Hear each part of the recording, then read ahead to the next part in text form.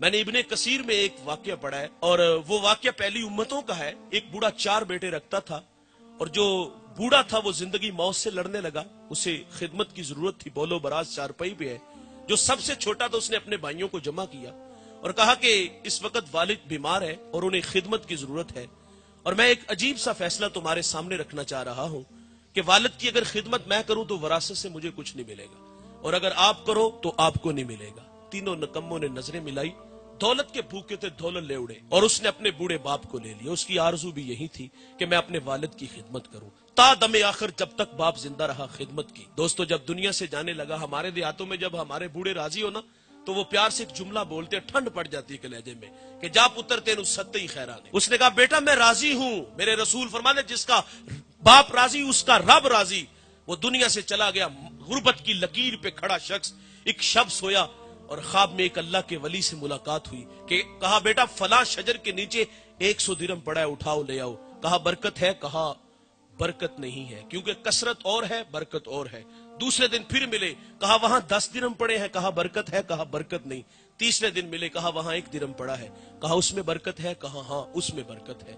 दिरहम उठाया, बाजार चले गए। वहां एक दुकानदार आवाज दे रहा था 1 दिरहम में 2 मछलियां।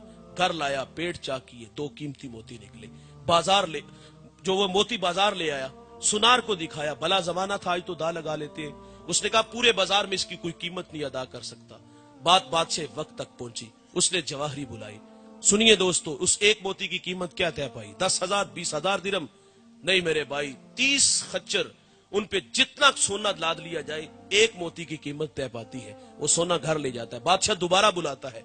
उसने कहा तेरे पास और कोई कीमती मोती है? कहा हाँ है। कहा बेचते हो? कहा बेचता हूं। कहा अब रेट क्या है? कहा अब डबल हो गया। 60 खच्चर सोना लाद के ले गया।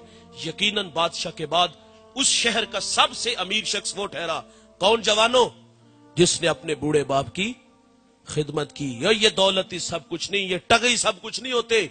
माँ बाप बहुत बड़ी दौलत है और इनकी कदर जिंदगी में करो। हमने देखा है जब वरासत तकसीम होती तो औलाद के झगड़े देखने वाले होते हैं कि फलां प्लाट मेरा, फलां कारखाना तेरा।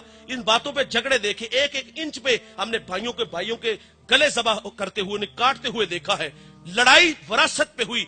बचपन में कितनी शानदार लड़ाई होती थी, माँ मेरी है बाप मेरा है। काश के ये बुढ़ापे में भी होती, लेकिन आज बूढ़े देख रहे बच्चे जायदाद पे झगड़ रहे हैं और जब वालिदैन की बारी आती तो तमाशा देखने वाला होता है। कोई कहता मेरा घर छोटा है, कोई कहता मेरे बच्चे ज्यादा है, कोई कहता मेरे खर्चे ज्यादा है, कोई कहता कि 4 महीने तू मेरे निकलवा। और शर्म ना आई ये बात करते हुए? तुम्हारे पास बूढ़ी माँ के लिए, बूढ़े बाप के लिए एक चारपाई नहीं, 2 वक्त का देने के लिए तेरे पास खाना नहीं। आज कहते हो बूढ़े खांसते हैं तो मेरे बच्चों की नींद खराब होती है। आज कहते हो मेरे 4 महीने निकलवा। आज कहते हो कि मेरे पास इनके लिए जगह, रहने के लिए जगह नहीं है। कभी माजी के और आंख पलट के देखो, अकेला कफील था, 5 बेटे थे तुम उसके। एक जैसा लिबास दिया, एक जैसा घर दिया, एक जैसा खाना दिया और तुम्हारे स्टेटस का भी ख्याल रखा। आज तुम चंद टगे कमाने लगे तो माँ बाप को जो है ना वो पीछे पछवाड़े में डाल दिया। ये मकाफात अमल है जवानों। आज जैसा अपने माँ बाप के साथ सलूक करोगे तैयार रहना, ये बच्चे जवान होंगे और तुम्हें भी उठा के बाहर फेंकेंगे। इनकी कदर इनकी जिंदगी में है।